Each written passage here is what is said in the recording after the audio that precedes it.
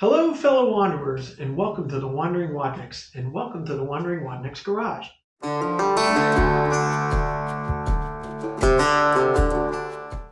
Tonight, I thought I would talk to you about the bike you saw in the last video, which was the one I call Old Faithful. She's a 2001 Kawasaki ZX9, a Ninja. And I've had her since 2007. I bought her with about 6,000 miles on her. She now has about 62,000 miles on her, and she's part of the family. This bike is an amazing machine, super reliable. I've done all the work on her basically since I've owned her. Valve adjustments, oil changes, brakes, all the accessories and add-ons. I have her set up the way I would have in that video for when I traveled to Deal's Gap, the Tail of the Dragon. And so I thought I would introduce you to the bike that you saw me ride in the last video. I don't get out on her as much anymore, being that she's reaching vintage status. But thought I would introduce you to one of the bikes in the garage and the one you saw in the first video, and kind of tell you a little bit about the stories I have to tell with her and some of the things I've done to improve her. I've had people joke that I've turned a sport bike into a Goldwing, but she's treated me well, and I have zero complaints, and I expect to put some more miles on her. Ultimately, my goal would be to see 100,000 miles. If that actually happens, I'm not sure, but let me get into it. She's a 2001 Kawasaki ZX9R, actually 899 cc's. Stock horsepower on this bike was about 135 horsepower. Not quite sure of the torque figures, but has a few modifications. I've rejetted the carburetors, shimmed the needles. That's getting into carburetor magic speak. But we've done a few mods to the carbs to make the fuel mixture better. I've dialed it in, synchronized them. It's all fun stuff to do. Everything's regarding the carburetors and intake is under the tank, so you got to basically take the whole top of the bike off. But it has a full 4-in-1 Muzzy stainless exhaust system. Back in 2001, Muzzy was one of the premier Kawasaki performance exhaust systems you could buy. Unfortunately, they have since gone out of business, but at the time, it was one of the best exhaust systems you could get for this bike. So yeah, it's got a full 4-in-1 Muzzy exhaust. Saved a lot of time. This bike did come with one of the first catalytic converters on a motorcycle, so it saved a lot of weight by removing the stock pipes. Made it flow better, all of that stuff. I am running a K&N air filter in the stock airbox, so even with 62,000 miles on this bike, I would gather that she's still probably making close to 130 horsepower. Give or take. I've never dynoed it, but it's a nice machine, and it makes you want to go fast everywhere, which can be a problem.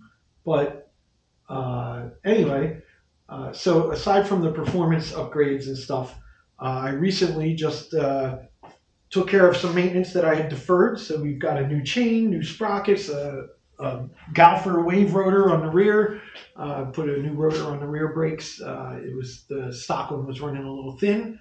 I will probably be replacing the front rotors soon. I think they're just at the minimum specifications. So next time I do brakes on this for the front, I will probably be putting front rotors on it. But right now, that's all stock. They're 330 millimeter twin discs in the front with 6 piston calipers. So this thing really has some stopping power. It's quite an amazing bike, especially for the time. The Yamaha R1 had just come out. Suzuki had the Gixxer 1000. They both, on track and on paper, were probably slightly better machines.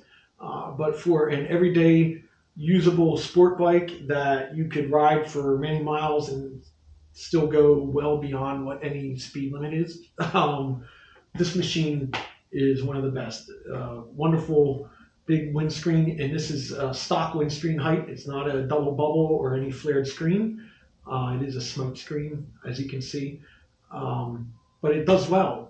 It really has some really good wind protection on the long haul. The seating position is quite comfortable. I actually had an almost iron butt day on this bike. So it did 890 miles in one day once. I don't know that I would try that now. That was many years ago. I was a little bit younger, a little more spry, but definitely able to do some miles on this bike. This bike is a good machine for that. We have a RAM mount here with the X mount for my phone. Back in the day, I used to have a suction cup mount with a Garmin GPS here, and then I moved it to a center RAM mount, which is still on the bike. I just don't have anything attached to it. And the GPS would sit down here in the gauge area. This tank bag has been on this bike for probably over 10 years. It's a Core-Tech tank bag. These saddle bags and tail bag, basically the way I've had the bike since I bought it. These have been on this bike probably since 2007, 2008, and have been perfect. I am able to pack for a week in this luggage setup on this bike. So I'm not even sure if they make these anymore. This was a first gear Wodnicks kit. And I don't even know if they're around, but it's been a fantastic luggage set for this bike. It's light, it's durable, obviously, and I've never had an issue fitting what I need to fit in it or on it. So, wonderful machine from that standpoint. A few other upgrades. I put ASV levers in red. They're really nice because they have the quick click adjust for the lever. So they're really nice. I've always been a fan of ASV levers, not sponsored. So what else do we have? I've upgraded the turn signals from the stock to sequential LED turn signals. That was fairly recent, probably a year and a half, 2 years ago. It definitely was better than what they used to offer for these bikes back in the mid to late 2000s. So it was a really nice upgrade. And they're sequential, so when it turns on, the signal blinks in the direction that it's, if it's going right, it'll blink to the right side in a sequence. And they're super bright, so it's really nice to know that I'm seeing. Those are both front and rear on the bike. Another thing that I've done, and down here, if you can't see or haven't noticed, these are Denali, the original Denali lights. They've been on this bike since 2007. When I purchased them, Denali had just come out with the LED lights, and they are phenomenal. And I'm not sponsored by Denali, but I swear by these lights mainly because they've been on this motorcycle since 2007.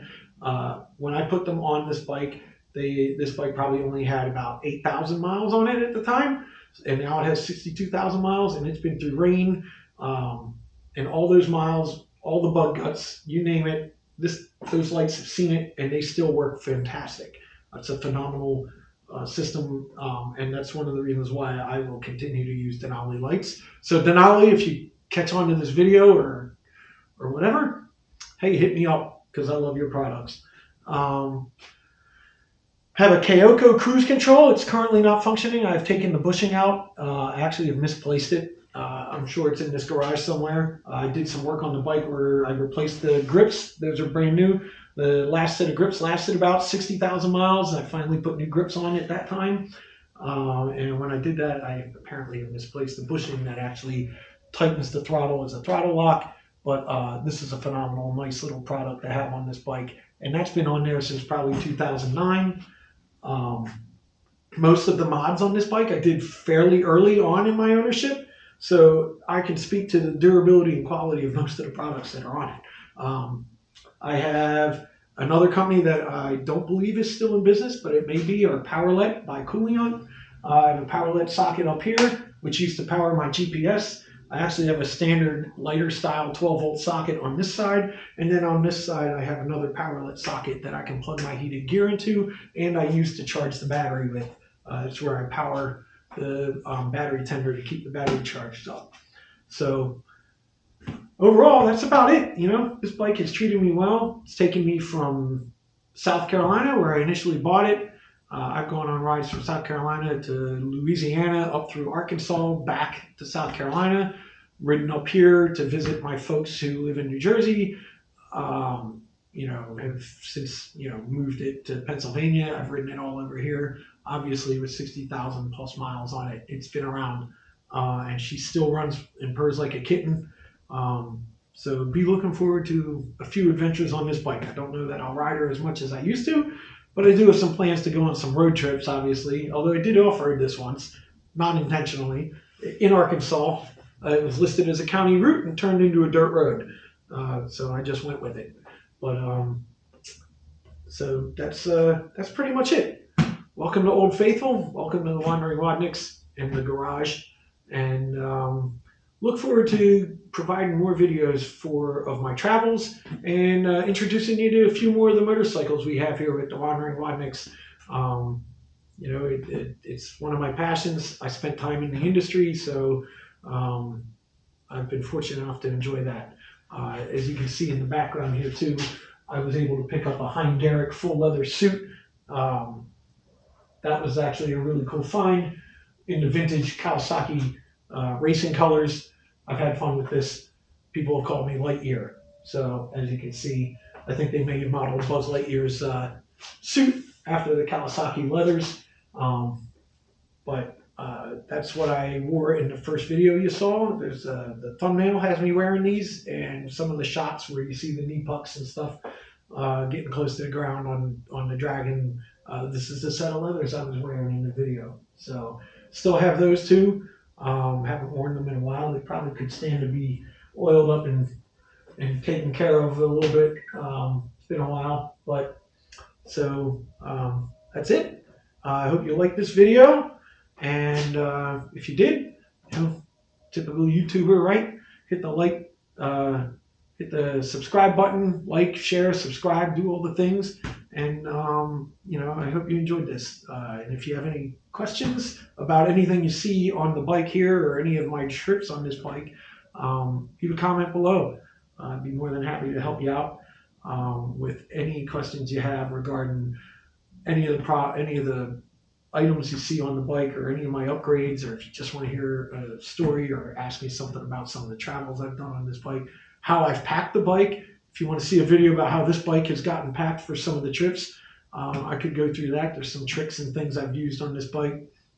And like I said, I've packed for over a week on this with the way you see it. So I'd be more than happy to maybe later on do a video about that and how this bike gets packed for extended road trips. Or any of those other things. If you have any questions or comments, please feel free to leave them below. Thanks again, and wander. Don't get lost. Wander. So, thank you.